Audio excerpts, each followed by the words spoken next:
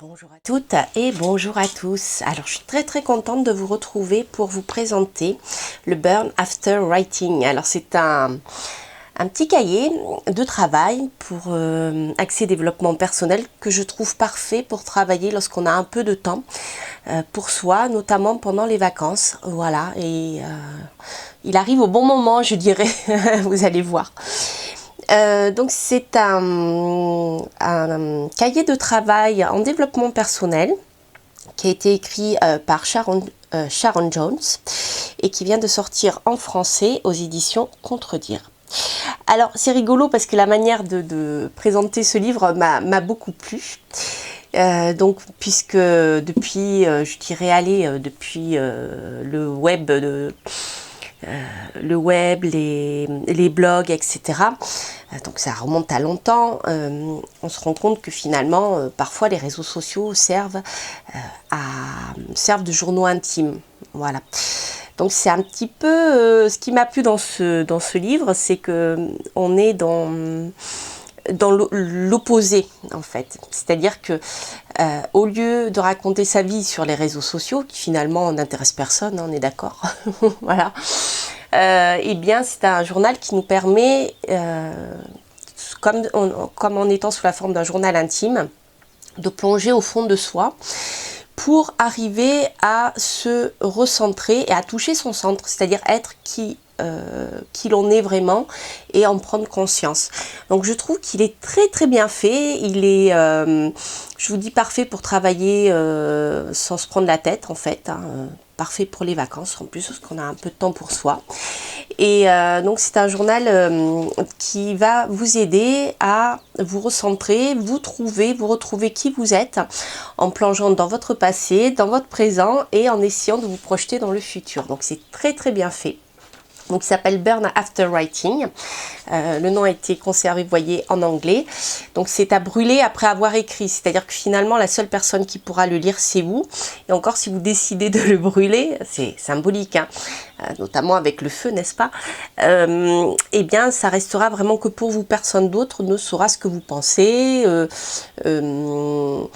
Ces choses si profondes que, voilà, qui doivent rester secrètes, en fait, parce que ça vous concerne. Donc c'est très intéressant. Donc il existe 2 journaux comme ça, un pour les garçons, un pour les filles, et je crois que j'ai vu encore une autre couleur il n'y a pas longtemps chez mon libraire. Je me rappelle plus, ça reste flou pour moi, mais il me semble qu'il y avait encore une autre couleur. Voilà, donc ici c'est pour les filles, hein. Mesdames, vous avez le même pour les garçons. Donc voilà la présentation de ce livre. Vous avez une petite introduction de l'auteur.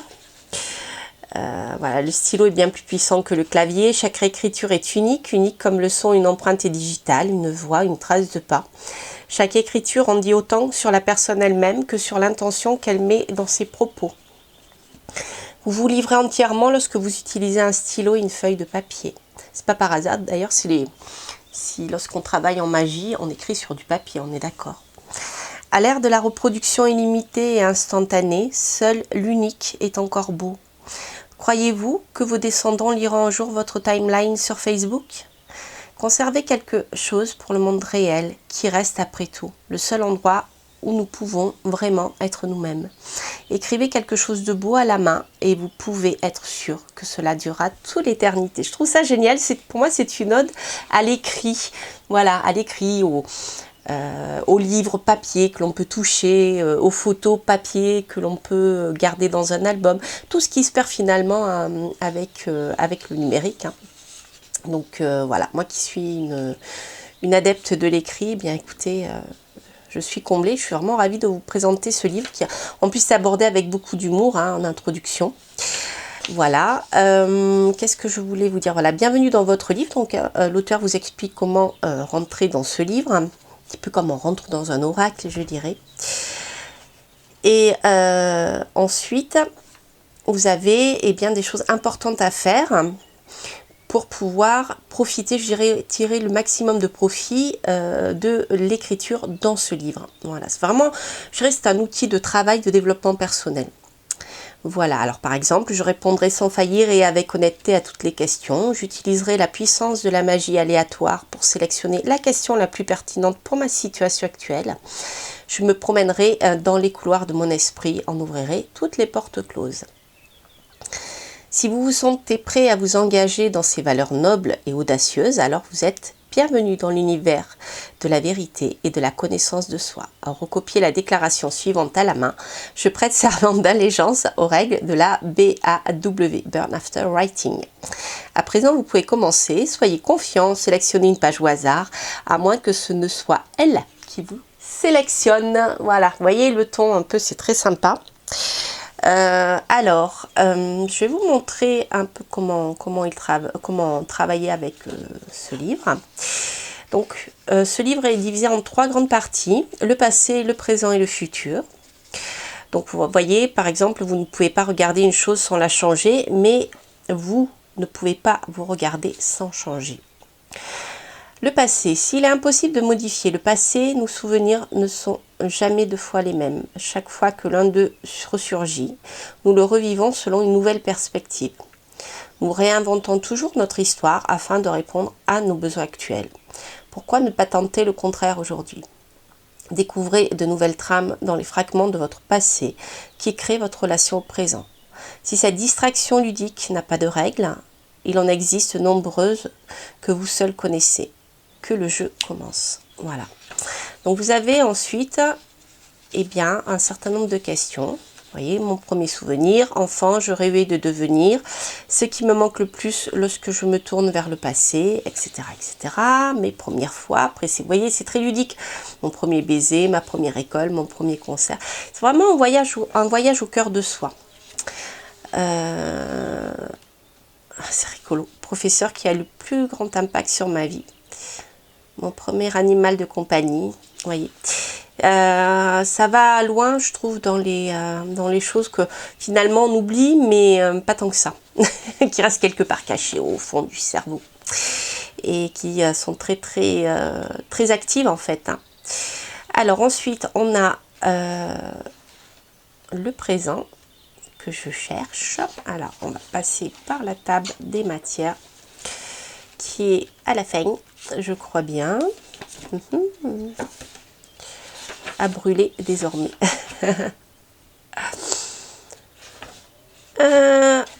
Alors, est-ce qu'il y a... normalement, il doit y avoir une... Non, peut-être pas. Non, il n'y a pas de... Il n'y a pas de... Je trouve plus le mot, c'est la fatigue. Voilà, je ne vois pas de sommaire, mais c'est pas grave. Feuilleton, on va tomber dessus de toute manière. Donc après, il y a la partie du présent. Voilà, il est là. On ne vit qu'une seule fois, le présent. Donc avec la présentation, comme pour le passé, de la situation présente, la réflexion sur comment dire, où vous vous trouvez actuellement par rapport à votre passé aussi. C'est le moment où l'histoire se déroule, celui qui embrasse chacune de ses facettes. Rien n'existe sans lui. Tout le monde affirme qu'il faut vivre l'instant présent. Où en êtes-vous réellement? Pour répondre, vous devez quitter le présent et rejoindre un espace de réflexion. Vous devez arrêter le temps, descendre du train et regarder en arrière. La seule façon de voir le présent est de vous placer en dehors de lui. Ça, c'est une très bonne méthode en fait, de se distancier, de regarder comme si on était quelqu'un d'étranger, quelqu'un qui nous regardait de l'extérieur. C'est très efficace. Mettant des mots sur vos sensations, mettez sur pause votre subjectivité. Découvrez dans le tumulte de l'instant les joyaux de la vérité pertinente. Où en êtes-vous aujourd'hui? Qui êtes-vous en ce moment précis? Voilà, donc vous avez, vous voyez, pas mal de choses. Mon bien le plus précieux, aujourd'hui j'ai appris, etc. Et ensuite, nous avons la partie du passé.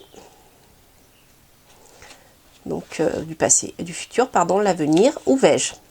Prédire l'avenir implique un certain aveuglement. Le problème est que parfois, nous pouvons réaliser quelque chose comme nous l'avions prévu, mais d'autres fois, cela s'avère impossible. Même si notre intention est claire, les conséquences sont toujours largement imprévisibles. Fort heureusement, notre intention est rarement claire. Où allez-vous? Que traversez-vous? Qu'en est-il aujourd'hui? Soyez transparent. La question n'est pas de savoir où vous voulez aller, ni même où vous rêvez d'aller. Regardez ce que vous êtes réellement, observez les schémas de votre vie quotidienne et anticipez en conséquence. N'oubliez pas de prendre ce chapitre au sérieux, il sera ainsi beaucoup plus ludique à relire dans 10 ans, si vous ne brûlez pas le livre. Hein. À présent que vous avez mis le cap sur l'audace, larguez les amarres. Voilà. Donc là, vous avez bien voilà l'appel de futur. Dans 10 ans, je ferai jouer au jeu des pronostics. Qu'attendez-vous du futur? Tout ce que j'aimerais faire, j'aimerais renoncer à, j'aimerais étudier, j'aimerais, etc. Voilà comment est construit ce livre. Donc je le trouve très très bien fait. Il est parfait pour, je vous dis, pour les vacances en plus. Et voilà. Alors ce que je vais vous proposer, on va faire un petit test.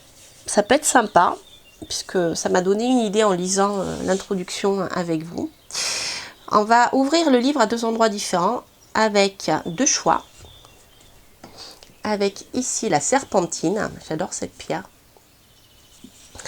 et le jaspe mocaïte. Voilà.